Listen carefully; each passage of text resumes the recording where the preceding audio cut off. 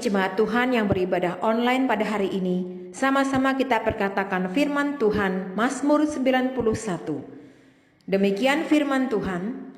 Dalam lindungan Allah, orang yang duduk dalam lindungan yang maha tinggi dan bermalam dalam naungan yang maha kuasa akan berkata kepada Tuhan, tempat perlindunganku dan kubu pertahananku, Allahku yang kupercayai. Sungguh, Dialah yang akan melepaskan engkau dari jerat penangkap burung, dari penyakit sampar yang busuk. Dengan kepaknya ia akan menudungi engkau, di bawah sayapnya engkau akan berlindung. Kesetiaannya ialah perisai dan pagar tembok. Engkau tak usah takut terhadap kedahsyatan malam, terhadap panah yang terbang di waktu siang, terhadap penyakit sampar yang berjalan di dalam gelap, terhadap penyakit menular yang mengamuk di waktu petang. Walau 1000 orang rebah di sisimu dan 10.000 di sebelah kananmu, tetapi itu tidak akan menimpamu. Engkau hanya menontonnya dengan matamu sendiri dan melihat pembalasan terhadap orang-orang fasik. Sebab Tuhan ialah tempat perlindunganmu, yang maha tinggi telah kau buat tempat perteduhanmu. Malapetaka tidak akan menimpa kamu, dan tulah tidak akan mendekat kepada kemahmu. Sebab malaikat-malaikatnya akan diperintahkannya kepadamu untuk menjaga engkau di segala jalanmu. Mereka akan menatang engkau di atas tangannya, supaya kakimu jangan terantuk kepada batu. Singa dan ular tedung akan kau langkahi, engkau akan menginjak anak singa dan ular naga. Sungguh hatinya melekat kepadaku, maka aku akan meluputkannya. Aku akan membentenginya sebab ia mengenal namaku. Bila ia berseru kepadaku, aku akan menjawab. Aku akan menyertai dia dalam kesesakan. Aku akan meluputkannya dan memuliakannya. Dengan panjang umur akan kukenyangkan dia, dan akan kuperlihatkan kepadanya keselamatan daripadaku. Amin. Shalom Bapak Ibu Saudara yang dikasihi Tuhan, dimanapun Bapak Ibu Saudara berada pada saat ini, yang sedang mengikuti dan mendengarkan ibadah online pada hari ini. Selamat hari Minggu, selamat beribadah bersama dengan Tuhan. Apapun keadaan Bapak Ibu Saudara pada hari ini, baik maupun tidak baik, ketahuilah bahwa Tuhan Yesus sangat mengasihi Bapak Ibu Saudara semuanya. Ketahuilah bahwa kalau hari ini kita boleh ada sampai dengan hari ini, itu semua berkat kasih dan kemurahan Tuhan bagi setiap kita semua. Amin. Puji nama Tuhan. Mari Bapak Ibu, kita mau memuji Tuhan, kita mau menyembah Tuhan.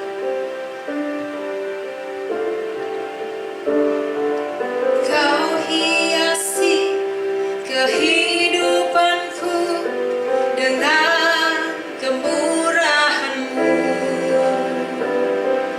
Kau rancangkan masa depanku penuh dengan harapan.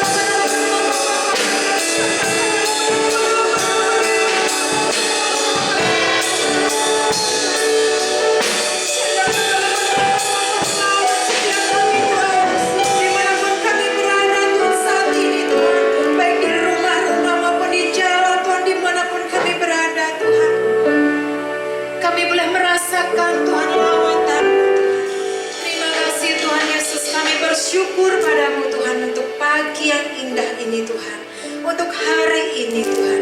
Ini saja kita mau memuji dan bersorak-sorai bagi Tuhan. Haleluya. Mari saudara Bapak Ibu, kita mau bersukacita, kita mau menari bagi Tuhan. Sebab kasih Tuhan tidak berkesudahan. Mari kita mau bersukacita.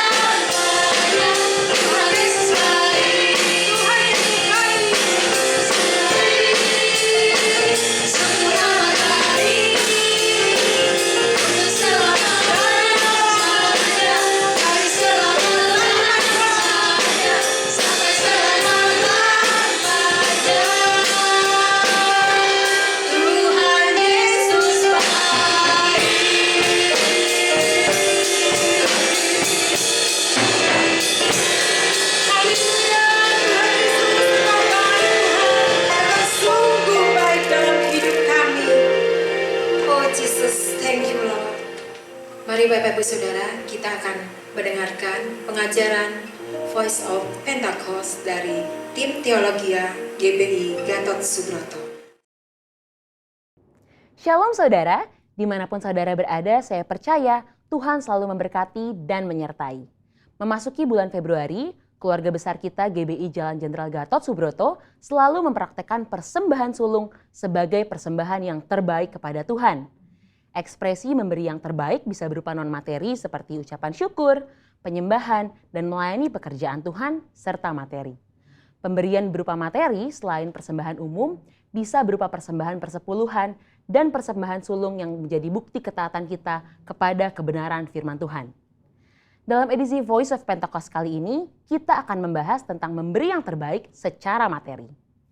Dalam konteks Matius 7 ayat 9-11, Tuhan Yesus membuat sebuah komparasi antara pendengar pada waktu itu yang disebut dengan istilah kamu yang jahat dengan Bapamu yang di sorga.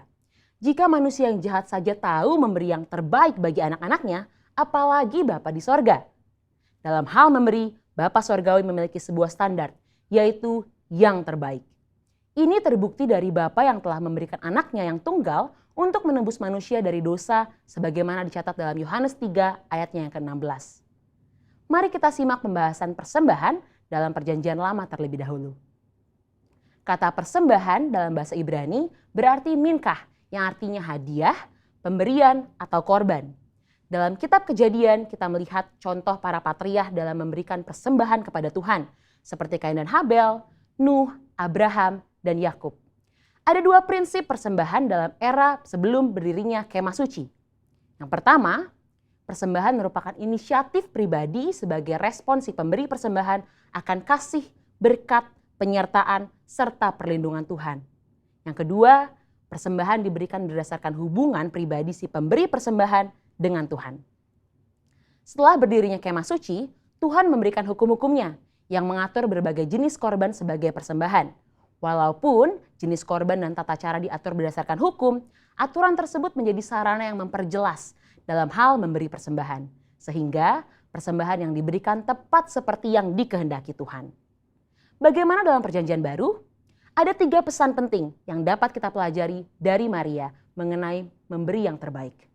Yang pertama, mereka yang memiliki hubungan yang berkualitas dengan Tuhan umumnya memiliki standar yang tinggi dalam memberi, yakni senantiasa berupaya memberikan yang terbaik.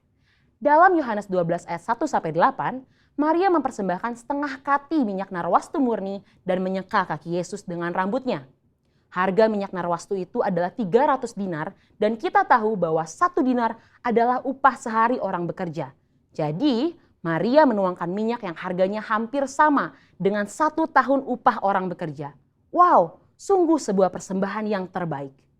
Yang kedua, mereka yang tidak memiliki hubungan yang berkualitas dengan Tuhan hanya dapat memahami pemberian sebagai sebuah hukum yang tertulis. Ketika yang lainnya sudah dengan tekun dan setia mengembalikan persepuluhan, mereka masih sibuk menggali tentang apakah persepuluhan ini benar alkitabiah. Maria tidak pusing dengan apa kata orang. Dia langsung menuangkan minyak tersebut bukan karena aturan, tetapi karena ada hubungan yang personal dengan Yesus. Yang ketiga, ada sekelompok orang seperti Yudas Iskariot yang akan selalu mengkritik mereka yang memberi dengan standar yang tinggi bagi pekerjaan Tuhan melalui gereja. Ketika Maria menuangkan minyak narwastu, Yudas Iskariot mengkritisi tindakan tersebut sebagai pemborosan dan bisa dibagikan kepada orang miskin. Alkitab mencatat Yudas berkata seperti itu bukan karena memiliki belas kasihan, tetapi karena ia sering mengambil uang kas pelayanan Yesus. Dari sini kita belajar bahwa memberi bukanlah soal finansial, tetapi soal hati. Orang yang mengasihi Tuhan akan mengekspresikannya lewat perbuatan dan tindakan, seperti yang digambarkan dalam hukum yang pertama dan terutama. Kasihilah Tuhan Allahmu dengan segenap hatimu dan dengan segenap jiwamu dan dengan segenap akal budimu, dan kasihilah sesamamu manusia seperti dirimu sendiri. Ketika kita mengalami kasih yang besar dari Yesus seperti Maria, maka kita hanya akan memiliki 1 standar dalam memberi, yaitu yang terbaik. Ini karena kita tahu dan sungguh sadar bahwa sebesar apapun pemberian yang bisa kita berikan, tidak akan mampu membalas apa yang sudah Tuhan Yesus lakukan di dalam hidup kita. Salah satu ekspresi pemberian terbaik yang dilakukan oleh keluarga besar GBI Jalan Jenderal Gatot Subroto sejak awal adalah persembahan sulung. Persembahan sulung yang umumnya dilakukan pada bulan Februari setiap tahunnya adalah salah satu bentuk disiplin rohani baik dalam hal jumlah, nilai persembahan, dan terlebih dalam hal kemurahan hati. Secara angka atau persentase, memberi seluruhnya atau 100% tentu adalah nilai yang sangat tinggi atau kita sebut dengan standar yang terbaik. Ini bukan berbicara soal angka saja, lebih dari itu, ini berbicara tentang hati. Salah satu contoh lainnya dalam memberi yang terbaik selain Maria di Yohanes 12 adalah jemaat di Makedonia dalam 2 Korintus 8. Di tengah kesukaran dan kemiskinan, justru sukacita mereka berlimpah, bahkan mau memberi melampaui kemampuan mereka membantu jemaat di Yerusalem. Pesan utama dari cerita ini adalah kasih karunia Tuhan mentransformasi hati dan memampukan jemaat di Makedonia untuk memberi melampaui keterbatasan mereka. Saudara, kita telah melihat dari Perjanjian Lama bahwa Tuhan menghendaki pemberian atas dasar kerelaan dan sebagai respon terhadap kebaikannya. Di dalam Perjanjian Baru kita belajar 2 contoh, yaitu Maria yang berani memberikan persembahan yang mahal harganya di kaki Yesus karena dia telah merasakan kasih Tuhan, dan dari jemaat di Makedonia dengan sukacita dan kerelaan memberi yang terbaik, bahkan melampaui kemampuan mereka. Mari kita memberi yang terbaik bagi Tuhan sebagai respon atas kasih, berkat, penyertaan dan perlindungan Tuhan di dalam hidup kita yang didasari oleh iman kita kepadanya. Saudara, untuk penjelasan lebih lengkapnya dari tim teologi kami, jangan lupa buka link yang ada di atas atau scan QR Code yang tersedia. Selamat memberi yang terbaik, Tuhan Yesus memberkati.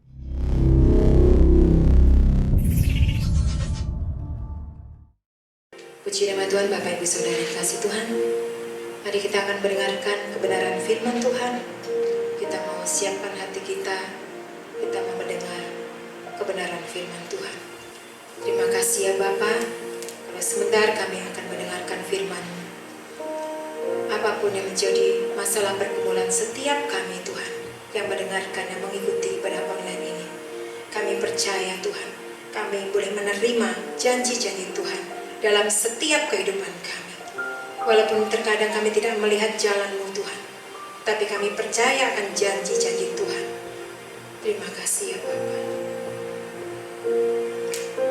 Haleluya, Yesus. Saat ku tak melihat jalan-Mu, saat ku tak mengerti rencana-Mu, namun tetap ku pegang janji-Mu. Pengharapanku hanya padamu. Amin. Saat ku tak melihat jalan-Mu, saat ku tak mengerti rencana-Mu, namun tetap ku pegang janji-Mu. Pengharapanku hanya padamu. Hatiku percaya, hatiku percaya, hatiku percaya,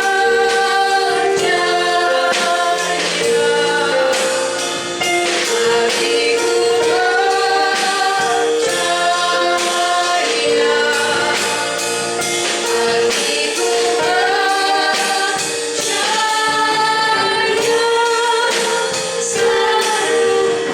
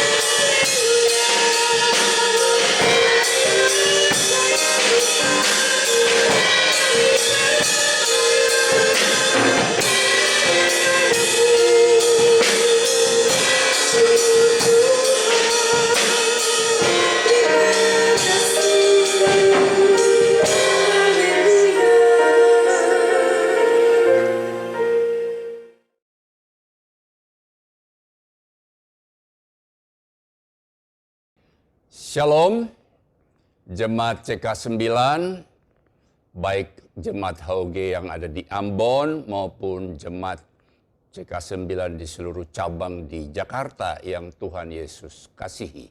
Senang berjumpa lagi dengan saudara pada hari ini untuk membagi berkat kebenaran firman Tuhan.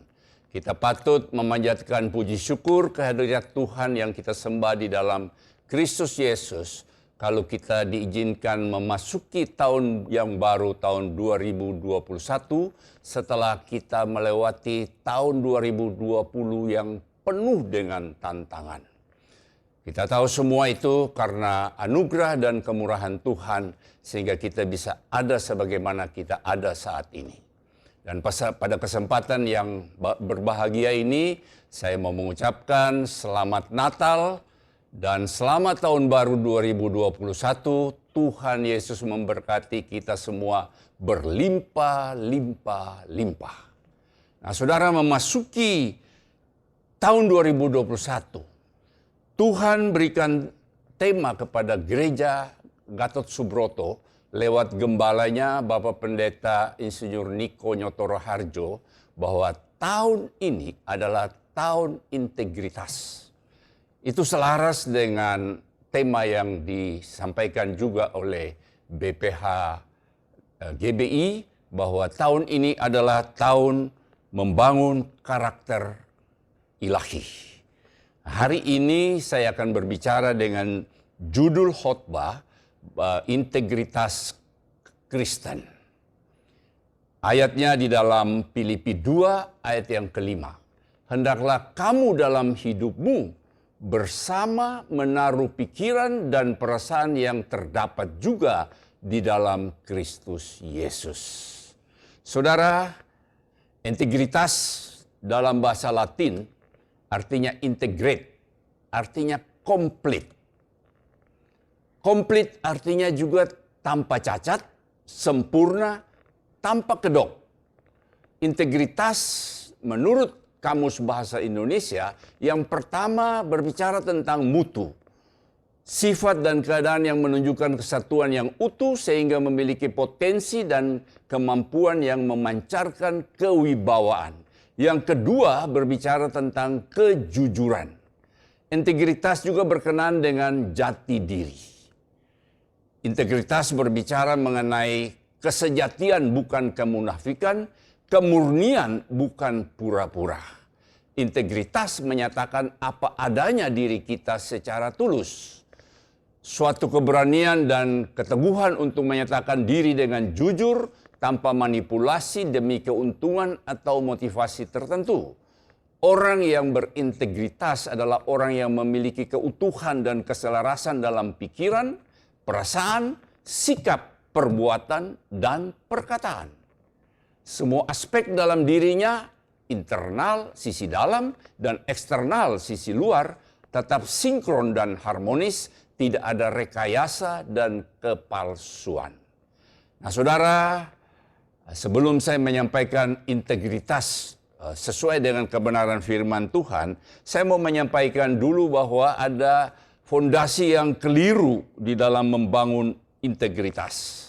Yang pertama, takut ditolak.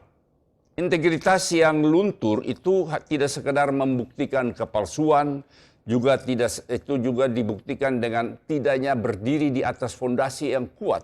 Dan ujian dan proses itu akan membuktikan kredibilitas sebuah integritas.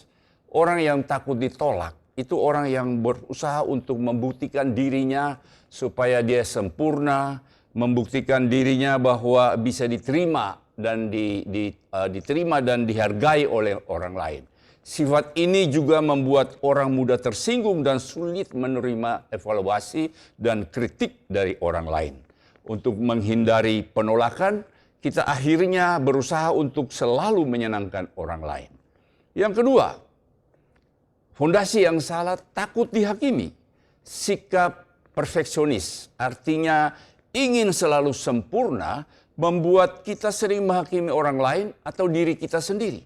Itu sebabnya kita menjadi takut dinilai dan dihakimi. Ketakutan akhirnya membuat kita jatuh ke dalam jurang kemunafikan. Yang ketiga, fondasi yang salah artinya orang yang takut gagal. Ketakutan ditolak dan dihakimi oleh orang lain akhirnya membuat rasa takut gagal. Kegagalan dianggap akhir dari segalanya. Kegagalan meruntuhkan semangat dan tekadnya. Rasa takut gagal membuat kita terbelenggu dan stagnasi di zona nyaman. Dan yang terakhir, fondasi yang keliru adalah merasa malu. Rasa malu sebenarnya berkaitan dengan rambu-rambu etika. Menjadi positif jika dipergunakan secara tepat. Tapi perasaan malu yang berkelebihan dan tidak berdasar merupakan sebuah jerat. Itu lebih tepat disebut gengsi. Jadi selanjutnya saya akan menyampaikan integritas dalam Alkitab. Saudara, sekalipun secara eksplisit, artinya secara jelas, kita tidak menjumpai istilah integritas di dalam Alkitab. Namun secara implisit, secara tersamar, tersebar di seluruh bagian Alkitab. Khususnya berkaitan dengan orang-orang yang dipanggil untuk melayani. Nah saudara, integritas yang pertama adalah integritas iman. Setiap orang percaya harus memiliki integritas iman yang baik. Iman di dalam Ibrani 11 ayat yang ke-1 dikatakan iman adalah dasar dari segala sesuatu yang kita harapkan dan bukti dari segala sesuatu yang tidak kita lihat. Artinya jika kita percaya kepada Allah, maka kita harus memiliki sikap dan tindakan sesuai dengan iman kita. Allah menghendaki agar ada keterpaduan antara hati orang yang percaya dengan mulut yang mengaku. Dalam Roma 10 ayat ke-10 dikatakan karena dengan hati orang percaya dan dibenarkan dan dengan mulut orang mengaku dan diselamatkan. Artinya apa yang ada di dalam hati kita, kita percaya, kita ucapkan. Contohnya begini, kalau ditanya, apa kabar? Wah, puji Tuhan. Tuhan itu luar biasa. Tahun ini adalah tahun yang dahsyat. Saya selalu dalam perlindungan Tuhan. Jangan kita bilang, waduh payah. Payah, keadaan saya payah. Itu berarti tidak ada integritas yang sesuai dengan iman kita. Kalau ditanya bagaimana dengan penyakitmu? Mungkin seseorang sedang dalam sakit, tapi dia tidak bilang begini, bahwa waduh payah, saya tidak akan bisa disembuhkan. Tetapi orang yang punya integritas iman, dia selalu berkata bahwa saya percaya oleh bilur-bilur Yesus saya akan disembuhkan. Kalau ditanya bagaimana dengan pekerjaanmu, bagaimana dengan usahamu? Puji Tuhan, tahun ini adalah tahun yang penuh berkat. Saya percaya tahun ini usaha saya akan jauh lebih baik daripada tahun sebelumnya. Itu adalah integritas sesuai dengan iman kita. Yang kedua, integritas diri. Yang dimaksudkan dengan integritas diri di sini adalah keterpaduan antara perkataan dan perbuatan kita. Saudara, orang-orang Farisi dikecam oleh Tuhan Yesus karena mereka tidak memiliki integritas diri yang baik. Mereka mengajarkan hukum Taurat, tapi mereka sendiri tidak melakukannya. Kalau kita baca di dalam ayat Matius 23 ayat 23 sampai 27, di sini Tuhan Yesus kritik dan protes terhadap orang-orang Farisi. Dikatakan di dalam ayat yang 23 dikatakan begini, celakalah kamu, hai ahli-ahli Taurat dan orang-orang Farisi. Hai kamu orang-orang munafik, sebab persepuluhan dari selasi, adas manis dan jintan kamu bayar. Tetapi yang terpenting dalam hukum Taurat kamu abaikan, yaitu keadilan dan belas kasihan dan kesetiaan. Yang satu harus dilakukan dan yang lain jangan diabaikan. Dia katakan selanjutnya juga, hai kamu pemimpin-pemimpin buta, nyamuk kamu tapiskan dari dalam minumanmu, tetapi unta yang di dalamnya kamu telan. Di ayat berikut dia katakan, celakalah kamu hai ahli-ahli Taurat dan orang-orang Farisi. Hai kamu orang-orang munafik, sebab cawan dan pinggan kamu bersihkan sebelah luarnya, tetapi sebelah dalamnya penuh rampasan dan kerakusan. Hai orang Farisi yang buta, bersihkanlah dahulu sebelah dalam cawan itu, maka sebelah luarnya juga akan bersih. Celakalah kamu hai ahli-ahli Taurat dan orang Farisi, hai kamu orang-orang munafik, sebab kamu sama seperti kuburan yang dilabur putih, yang di sebelah luarnya memang bersih tampaknya, tetapi yang di sebelah dalamnya penuh tulang belulan dan pelbagai jenis kotoran. Nah, saudara yang dikasihi Tuhan, itulah sebabnya Yohanes menyatakan bahwa kita mengasihi bukan dengan perkataan, tapi dengan perbuatan dan dalam kebenaran. 1 Yohanes 3 ayat yang ke-18. Anak-anakku, marilah kita mengasihi bukan dengan perkataan atau dengan lidah, tetapi dengan perbuatan dan dalam kebenaran. Dan yang ketiga, integritas pelayanan. Saudara, setiap orang percaya harus memiliki integritas pelayanan yang baik. Orang yang berintegritas yang baik dalam pelayanan adalah orang yang dapat dipercaya. Ketika seseorang diberi kepercayaan untuk Tuhan untuk melayani dia sesuai dengan talenta yang dia miliki, dia harus memiliki satu kepercayaan yang dia harus pertahankan kepercayaan itu dengan kuasa Roh Kudus.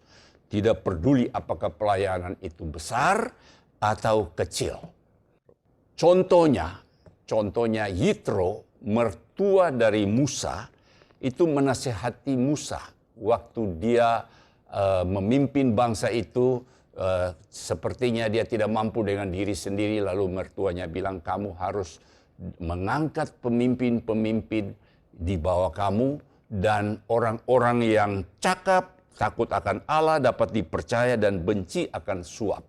Di dalam Keluaran 18 ayat 21, di samping itu, kau carilah dari seluruh bangsa itu orang-orang yang cakap dan takut akan Allah, orang-orang yang dapat dipercaya dan yang benci kepada pengajaran suap, tempatkanlah mereka di antara bangsa itu menjadi pemimpin 1.000 orang, pemimpin 100 orang, pemimpin 50 orang, dan pemimpin 10 orang.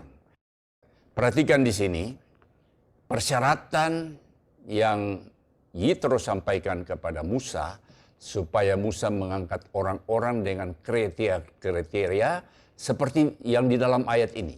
1, cakap. 2, takut akan Allah. Yang 3, dapat dipercaya.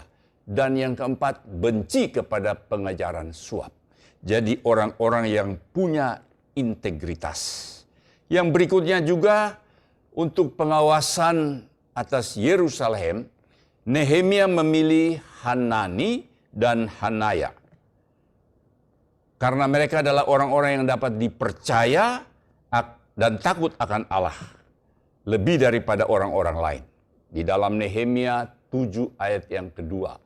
Pengawasan atas Yerusalem aku serahkan kepada Hanani, saudaraku, dan kepada Hananya, panglima benteng, karena dia seorang yang dapat dipercaya dan yang takut akan Allah lebih daripada orang yang lain. Selanjutnya, Rasul Paulus juga menasehati agar Timotius mencari orang-orang yang dipercaya untuk dimuridkan menjadi pelayan-pelayan Tuhan yang berkomitmen dan militan. 2 Timotius 2 ayat yang kedua. Apa yang telah engkau dengar daripadaku di depan banyak saksi, percayakanlah itu kepada orang-orang yang dapat dipercayai, yang juga cakap mengajar orang lain. Selanjutnya saya akan menyampaikan mengapa kita harus memiliki integritas. Yang pertama, karena integritas adalah kualitas yang Tuhan cari dalam diri seseorang. 1 Petrus 1 ayat yang ke-16. Sebab ada tertulis, kuduslah kamu sebab aku kudus. Segala makhluk yang diciptakan menurut citra diri Allah, Allah menghendaki kita supaya berusaha menjadi sama seperti Dia. Roma 8 ayat yang ke-29. Sebab semua orang yang dipilihnya dari semula, mereka juga ditentukannya dari semula untuk menjadi serupa dengan gambar anaknya, supaya ia, anaknya itu, menjadi yang sulung di antara saudara. Jadi kita memiliki integritas karena integritas adalah kualitas yang Tuhan cari dalam diri seseorang. Yang kedua, integritas menentukan masa depan kita. Orang yang memiliki integritas pasti memiliki masa depan yang lebih baik karena dia adalah pribadi yang benar di hadapan Tuhan dan di hadapan manusia. Orang yang dapat dipercaya itu akan menduduki jabatan-jabatan, posisi-posisi yang strategis, dan juga sebagai pengusaha akan mendapatkan mitra kerja yang baik karena dia mempunyai integritas. Amsal 28 ayat yang ke-20. Orang yang dapat dipercaya mendapat banyak berkat, tetapi orang yang ingin cepat menjadi kaya tidak akan luput dari hukuman. Ulangan 28 ayat yang ke-13. Tuhan akan mengangkat engkau menjadi kepala dan bukan menjadi ekor. Engkau akan tetap naik dan bukan turun apabila engkau mendengarkan perintah Tuhan Allahmu yang kusampaikan pada hari ini, kau lakukan dengan setia. Artinya orang yang setia itu adalah orang yang dapat dipercaya. Saudara, di dalam dunia sekuler, sebagai pemimpin dalam satu perusahaan, saya percaya bahwa orang-orang yang dipercaya, orang-orang yang saya angkat untuk menduduki jabatan-jabatan yang strategis, dan jabatan-jabatan yang menentukan jalannya perusahaan, itu adalah orang-orang yang punya integritas. Orang yang dapat dipercaya, orang yang komitmen, orang yang betul-betul bisa kita andalkan di dalam perusahaan tersebut. Yang ketiga, integritas kita berpengaruh pada lingkungan. Markus 9 ayat 50b. Hendaklah kamu selalu menjadi garam dalam dirimu dan selalu berdamai yang seorang dengan yang lain. Bila kita hidup sebagai orang yang berintegritas, maka apa yang kita lakukan sedikit banyaknya diikuti oleh orang di sekitar kita apalagi kalau kita ini seorang pemimpin. Oke, saudara, cara berpikir kita akan diikuti oleh orang yang kita pimpin. Jadi, orang yang memiliki integritas itu sebagai role model, sebagai panutan bagi lingkungannya di mana dia berada, komunitas dia di mana dia berada, tempat di mana dia bekerja. Dia akan menjadi role model. Dia bukan menjadi troublemaker, tapi dia menjadi contoh yang baik karena dia mempunyai integritas yang baik. Yang berikutnya, integritas adalah khotbah yang hidup. Bila kita hidup sebagai orang yang memiliki integritas, maka orang akan melihat bahwa orang Kristen itu adalah orang yang memiliki integritas. Apa yang kita katakan dengan mudah akan diterima oleh orang lain, dan juga kita dengan mudah bisa memberitakan Injil kepada mereka, dan karena mereka melihat kesaksian yang banyak dari kehidupan kita. Artinya kita menjadi surat-surat yang terbuka. Matius 5 ayat yang ke-16. Demikianlah hendaknya terangmu bercahaya di depan orang, supaya mereka melihat perbuatanmu yang baik dan memuliakan Bapamu yang di surga.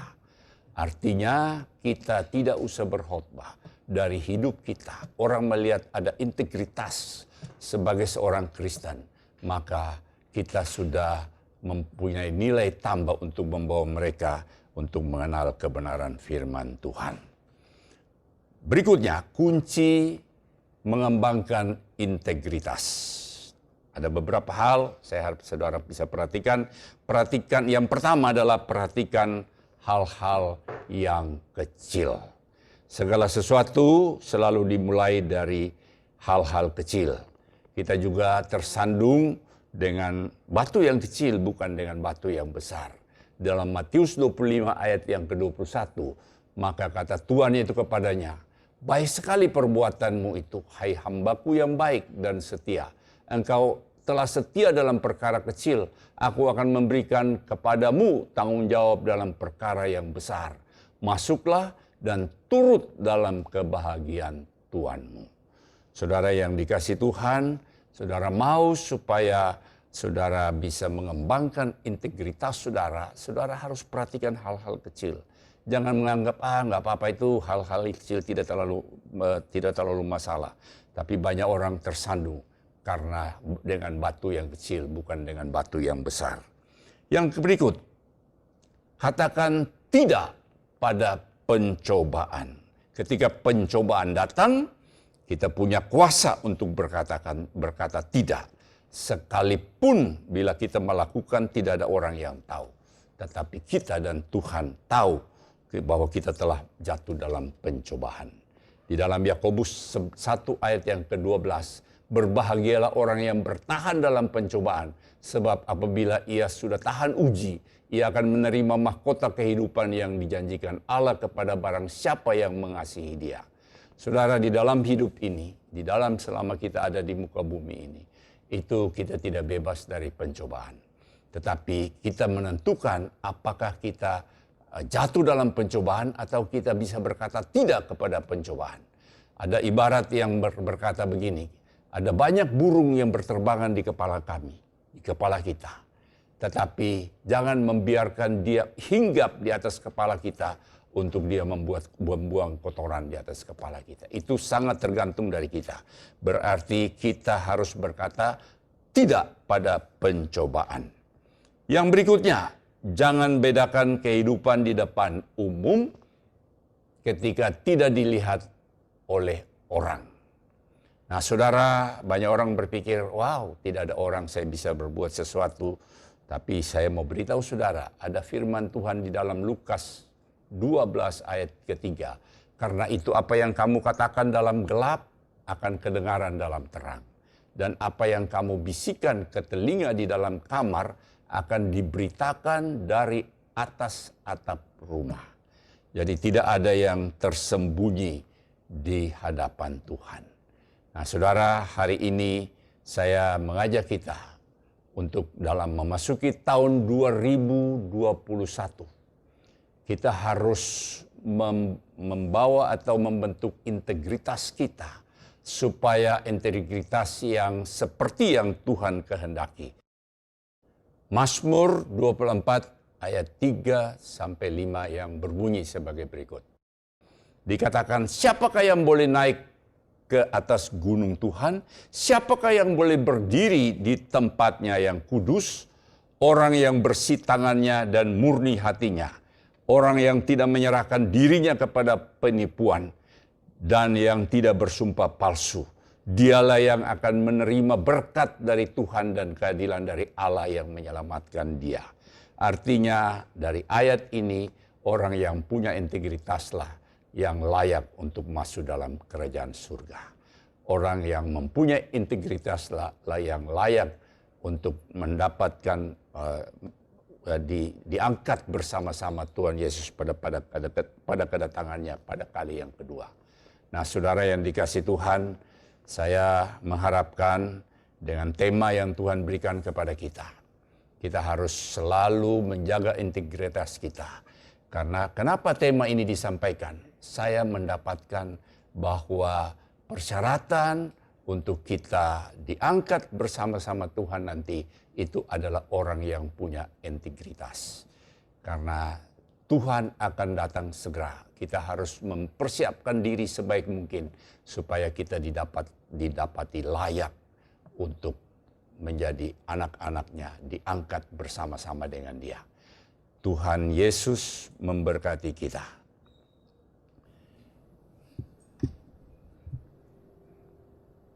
Sebelum saya berdoa, saya mengajak kita untuk menyanyikan lagu Ku Mau Jadi Seperti Yesus.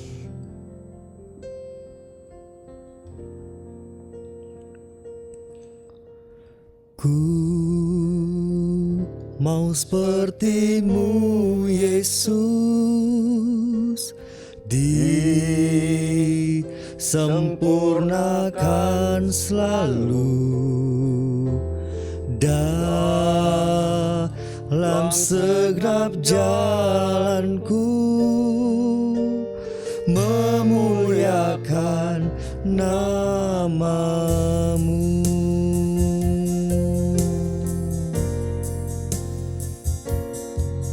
Bagaikan bejana siap dibentuk, demikian hidupku di tangan-Mu. Dengan urapan kuasa Roh-Mu, ku dibaharui selalu. Jadikan ku Allah dalam rumah-Mu, berilah hidupku di tangan-Mu, bentuklah seturut kehendak-Mu, pakailah sesuai rencana-Mu. Ku mau seperti-Mu, Yesus,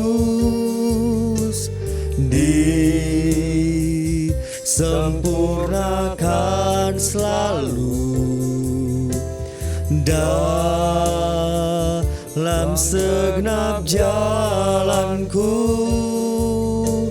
memuliakan namamu. Ku mau sepertimu, Yesus, disempurnakan selalu dalam segenap jalanku, memuliakan namamu, memuliakan namamu.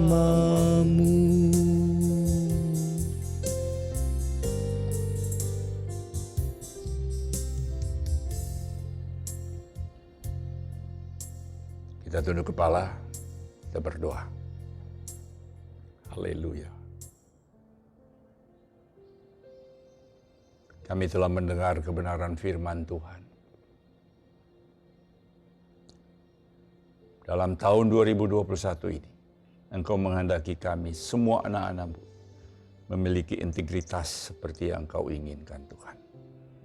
Kami percaya, Tuhan, bahwa ini adalah syarat supaya waktu Engkau datang pada kali yang kedua, kami layak di hadapan-Mu, Tuhan. Dan Kau syarat juga untuk kami bisa bersama-sama Engkau nanti di dalam kerajaan surga. Oleh karena itu, Tuhan, bentuk kami, Tuhan, terus menjadi seperti Engkau, Tuhan. Urapi kami terus, Tuhan. Memberikan dorongan kepada kami terus untuk selalu, Tuhan, membentuk diri kami. Untuk selalu, Tuhan, sesuai dengan apa yang Engkau mau. Untuk menyerupai Engkau, Tuhan. Bapa, kami percaya, Tuhan, waktu kami selalu berharap kepadamu, hidup takut akan Engkau, kami akan dibentuk menjadi serupa dengan Engkau, Tuhan. Bawa kami terus, Tuhan, untuk memiliki integritas seperti yang Engkau kehendaki, Tuhan. Untuk menjadi seperti Engkau, Tuhan. Bapa, kami serahkan seluruh hidup kami ke dalam tangan-Mu. Kau tegur kami waktu kami, Tuhan, berbuat sesuatu yang tidak berkenan di hadapan-Mu, Tuhan. Engkau tegur kami waktu kami mau, Tuhan, sengaja untuk jatuh di dalam pencobaan-pencobaan, Tuhan, dengan daya tarik di dunia ini, Tuhan. Kau bawa kami, Tuhan. Berikan taruh roh takut akan Tuhan di dalam hati kami, Tuhan. Untuk kami selalu lebih takut kepadamu, Tuhan, atas setiap godaan-godaan yang datang dalam hidup kami, Tuhan. Kami serahkan hidup kami di dalam tahun 2021 ini, Tuhan. Kami terus disempurnakan, Tuhan. Disempurnakan. Memiliki integritas seperti yang Engkau inginkan dalam hidup ini, Tuhan. Terima kasih, Tuhan. Terima kasih. Engkau berkati semua jemaat, Tuhan, di CK9. Dan semua orang yang mendengar kebenaran firman ini, Tuhan. Untuk mereka mulai mengambil satu tindakan, satu tekad. Bahwa mulai dari sekarang, mulai dalam tahun 2021 ini, kami mau hidup dengan cara hidup yang baru. Cara hidup yang mau menyenangkan hati Tuhan. Cara hidup yang sesuai dengan apa yang Tuhan kehendaki, Tuhan. Bawa kami terus, Tuhan. Ampuni kami kalau mungkin selama ini kami hidup tidak sesuai dengan apa yang Kau kehendaki, Tuhan. Ampuni kami. Layakan kami untuk memulai satu pola hidup yang baru. Yang sesuai dengan integritas yang Kau kehendaki, Tuhan. Terima kasih, Tuhan. Mampukan kami, Tuhan. Mampukan kami. Kau berkati semua jemaat CK9 dan semua pendengar atau pemirsa yang mendengar khotbah ini, Tuhan. Agar di dalam tahun 2021 ini, Tuhan, semua aman terlindung di dalam tangan kasih-Mu, Tuhan. Tuhan, pandemi boleh berjalan, kami percaya, Tuhan, kalau bersama Engkau kami ada dalam perlindungan-Mu yang sempurna. Terima kasih, Bapa. Terima kasih, Bapa. Terpuji-puji nama-Mu, Tuhan. Di dalam nama Yesus kami berdoa dan mengucapkan syukur. Haleluya. Amin. Tuhan Yesus memberkati kita semua. Mari jemaat Tuhan, sebelum kita berdoa syafaat, kita mendeklarasikan Pentakosta ketiga. Pentakosta ketiga adalah pencurahan Roh Kudus yang dahsyat di zaman now, melebihi yang terjadi di Azusa Street. Pentakosta ketiga akan mengakibatkan penuaian jiwa yang terbesar dan yang terakhir sebelum Tuhan Yesus datang kembali. Pentakosta ketiga akan membangkitkan generasi Yeremia, yaitu anak-anak muda yang dipenuhi Roh Kudus, cinta mati-matian kepada Tuhan Yesus, tidak kompromi terhadap dosa, dan akan bergerak untuk memenangkan jiwa. Pentakosta ketiga lahir di Indonesia yang bergerak ke bangsa-bangsa. Gerakan ini dari timur ke barat dan akan kembali ke Yerusalem. Pentakosta ketiga akan memberikan kuasa untuk menyelesaikan amanat agung Tuhan Yesus, dan setelah itu Tuhan Yesus datang kembali. Mari Bapak Ibu Saudara yang terkasih di dalam Tuhan, kita bersatu di dalam doa. Oh ya Allah, Tuhan, kami mengucap syukur dan terima kasih oleh karena kasih dan kemurahan-Mu. Pada pagi hari ini kami boleh Tuhan mendengarkan sabda-Mu. Tuhan, urapi hamba-Mu yang sudah menyampaikan firman-Mu. Biarlah Tuhan Engkau memberkati, memperluas pelayanannya, pekerjaannya. Dan Tuhan, biarlah firman-Mu boleh menjadi rema dalam hidup kami. Kami boleh menjadi pelaku-pelaku firman-Mu. Terima kasih Tuhan. Kami juga berdoa buat negeri kami tercinta Indonesia. Bapa Tuhan, curahkan kasih-Mu, curahkan urapan-Mu untuk negeri kami Tuhan, dari Sabang sampai Merauke. Tuhan, biar kami rakyat Indonesia boleh merasakan Tuhan anugerah-Mu yang besar, kasih-Mu yang besar. Urapi pemimpin-pemimpin negeri ini Tuhan.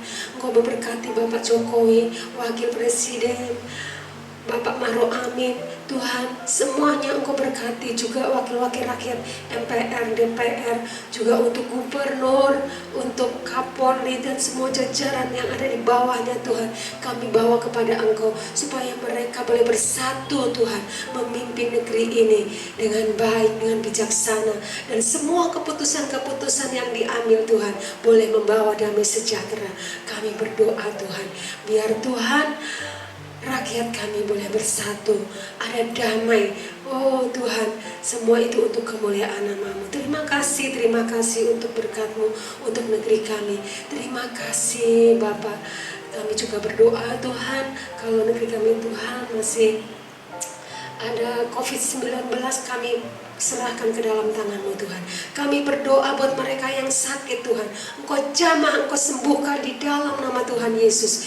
Biarlah Tuhan corona cepat selesai dalam nama Tuhan Yesus, dan perekonomian boleh bangkit. Kami juga berdoa Tuhan buat para medis Tuhan, mereka yang sudah bekerja Tuhan, berjuang untuk penyembuhan COVID-19 Tuhan. Kami serahkan mereka semua ke dalam tangan.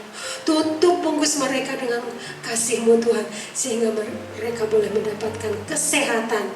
Kami semua boleh sehat, kami boleh bangkit di dalam nama Tuhan Yesus. Kami juga berdoa buat mereka yang terkena musibah Tuhan, perekonomian Tuhan, mereka yang kena PHK Tuhan, Engkau lindungi mereka, Engkau juga yang memberkati mereka Tuhan. Biar Indonesia boleh bangkit, dan Tuhan kami boleh menghadapi kehidupan seperti sedia kala. Terima kasih Bapa. Kami tak lupa juga Tuhan berdoa untuk pencurahan Roh Kudus Tuhan. Curahkan urapan-Mu secara besar-besaran Tuhan. Oh Tuhan, biar Tuhan pencurahan Roh Kudus secara besar-besaran terjadi dan menyeluruh di era Pentakosta ketiga ini. Terima kasih Tuhan buat urapan-Mu. Haleluya. Kami juga berdoa Tuhan buat kami anak-anak-Mu Tuhan. Oh, biar Engkau pakai kami semua Tuhan, supaya kami dapat Tuhan menjadi pelaku-pelaku firman-Mu, dan kami boleh menyampaikan Tuhan firman, supaya kami boleh melaksanakan amanat agung yang sudah Kau berikan kepada kami. Terima kasih Tuhan. Pakai hidup kami sebagai anak-anak-Mu yang setia. Terima kasih Tuhan. Kami juga berdoa Tuhan buat generasi Yeremia. Pakai anak-anak muda Tuhan, anak-anak-Mu Tuhan, untuk mengabarkan Injil-Mu Tuhan. Oh Tuhan, kami percaya Tuhan, generasi Yeremia akan bangkit, anak-anak muda dibangkitkan Tuhan, dan nama Tuhan dipermuliakan. Pakai Tuhan kami semua generasi Tuhan, untuk menjadi alat-alat-Mu Tuhan, sehingga amanat aku boleh disampaikan. Terima kasih Bapak, kami berdoa juga buat Bapak Kepala Sidang kami, Bapak Niko Notora Harjo beserta keempat wakilnya, juga beserta keluarga besarnya.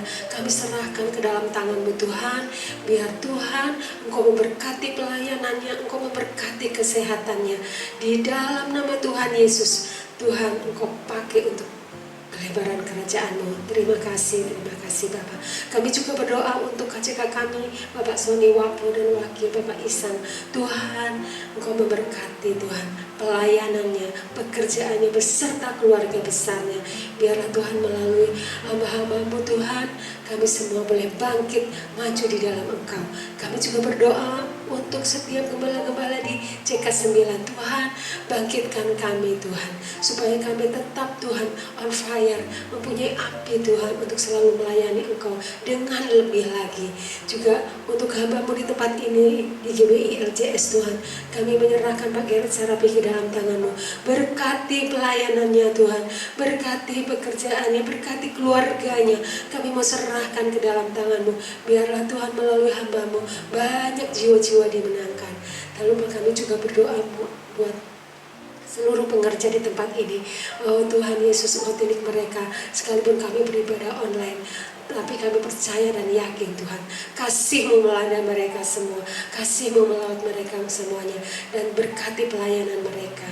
Terima kasih Tuhan. Kami berdoa juga Tuhan untuk mereka yang mengikuti ibadah online pada pagi hari ini.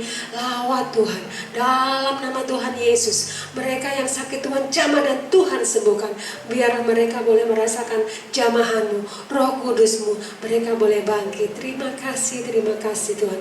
Apa yang mereka perlukan Tuhan, biar Engkau yang melengkapi, Engkau yang menyediakan. Juga untuk seluruh jemaat kami dimanapun mereka berada, Tuhan Engkau lawat mereka, Engkau tilik mereka Tuhan, dalam nama Tuhan Yesus. Lalu Pak, kami berdoa untuk mereka yang terlibat dalam pelayanan pagi ini. Engkau memberkati singer, Engkau memberkati WL, Engkau memberkati pemusik, dan Engkau juga memberkati multimedia. Di dalam nama Tuhan Yesus, Engkau pakai anak-anak-Mu Tuhan untuk menjadi saluran berkat-Mu, dan biarlah mereka boleh menjadi anak-anak Tuhan yang takut akan Tuhan. Terima kasih Tuhan, pakai kami semua untuk kelebaran kerajaan-Mu. Terima kasih, sebentar kami akan berpisah satu dengan yang lain. Biarlah damai kasih sejahtera-Mu menyertai kami. Tiba saatnya kami akan menerima berkat daripada Engkau. Terima kasih Bapa. Aku punya Tuhan yang besar, yang telah berjanji dan sanggup menggenapi. Imanku bersepakat percaya kuasa-Nya. Ku terima sekarang kemenangan dari-Mu. Kiranya Engkau memberkati aku berlimpah-limpah, haleluya, dan memperluas